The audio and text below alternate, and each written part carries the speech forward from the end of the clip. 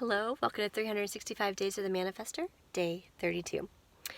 Today I want to talk real quick about the topic of worthiness because it came up in a discussion that I was in recently, and it really made me start thinking about where do we get this idea of worthiness. And I have wrestled with it from time to time in my life, and I know that when I am feeling a lack of worthiness in the past, it was oftentimes associated with feeling like measuring things by external ideas and external expectations.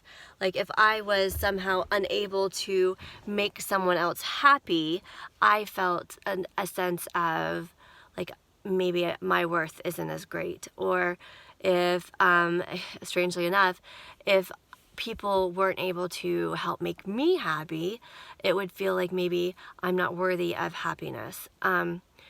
Or if I was saying no to some of those things that were valuable to me because I felt that that was what was expected of me because of my role as a mom or because of my the expectations of other people, it would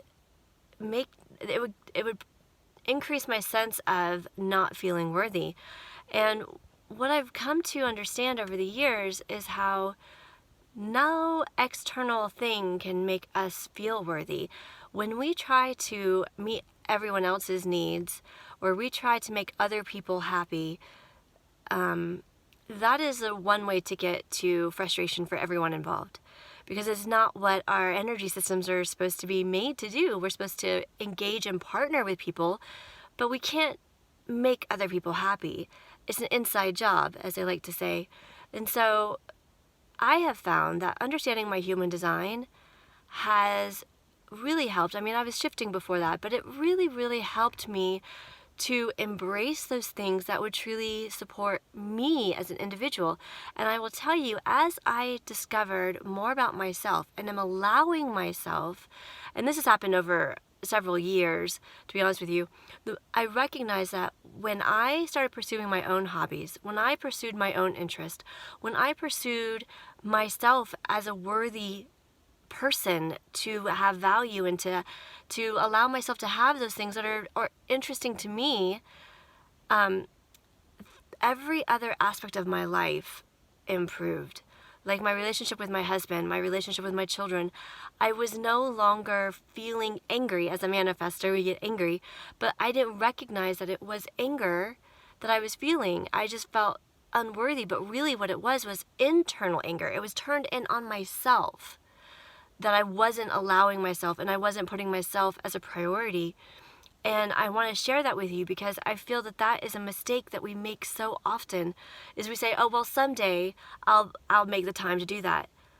But by not doing those things that are important to you, that you value, like for me, it was allowing myself to dive into a coaching education and pursuing business. That was just a business for me that I became passionate about. And not saying that you have to do a business, but what is it that you want to do? Do you want to go make candles? Are you wanting to get into your spirituality? Are you wanting to get a degree?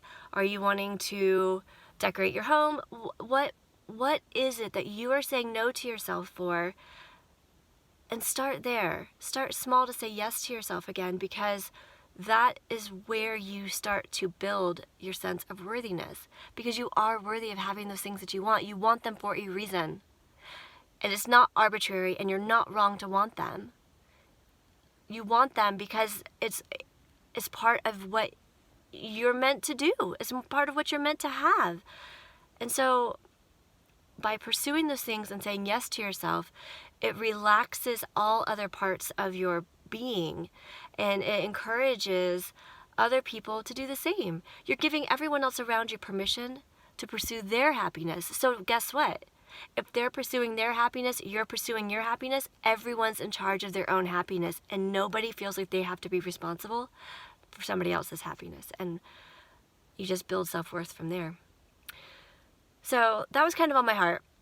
I know that was kind of heavy, but I wanted to put that out there because I think this is something that a lot of people are challenged with, and I hope it touches you. I hope it gives you encouragement. let me know if there's something that you'd like to talk to specifically about this point, because it's so important. And I will talk to you again tomorrow.